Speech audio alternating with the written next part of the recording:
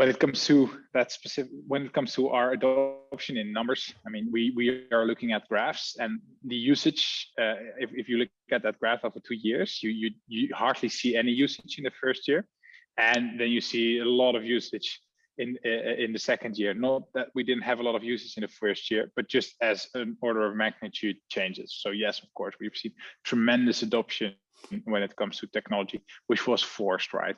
And I think there are two ways of looking at this.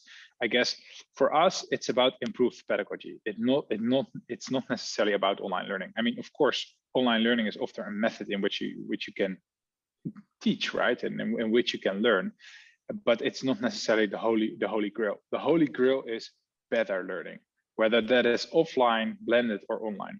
And what we do, our sort of design criteria for us, is that we want to make sure that introducing technology in education should lead to more and better human interaction. And this can only be done if that learning design is done well.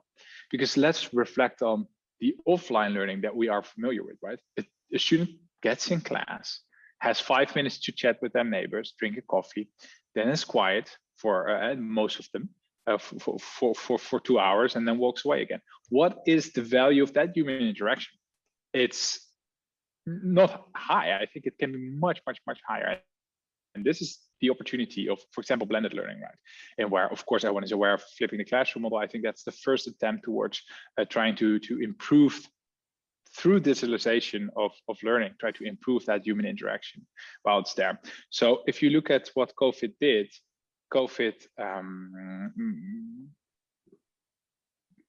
got much more teachers to actually start experimenting with technology, but it did not necessarily was all success, which I think has to do with the following: a system that was already broken, which is a traditional learning design. If you bring it online, it just becomes more painful. But let's realize the system was already broken, right? So to me, being online, being offline is not necessarily the most interesting element to it, because it's just a way in which learning is done. But the learning design, the scaffolding approach toward how students are asked to learn, right? For example, take peer feedback or take expert groups. I mean, these are methods that can be applied online, offline, in a blended format. And that's what we should be focusing on, in my opinion. Those methods, those improved methods, which we know work better. And then I would say I reflect on the sort of the discussion around online learning now because of COVID, etc. I reflect on that as being a discussion that takes place in a very early field and a pioneering field, and where people just don't exactly know what they are searching for. They just experience something and they give an opinion. I think we're really at the beginning of course design, and that course design is going to, like the first website, right? The first website ever made was once called Very Innovative, and it was at that stage in time.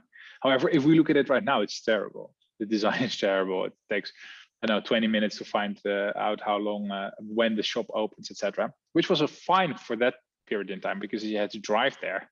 It would have taken you 2 hours, and if you were for a closed store, that would have been a bummer. So for that period, it was fun. But it kept continuing to be innovating, and I think that that's going to happen with course design as well.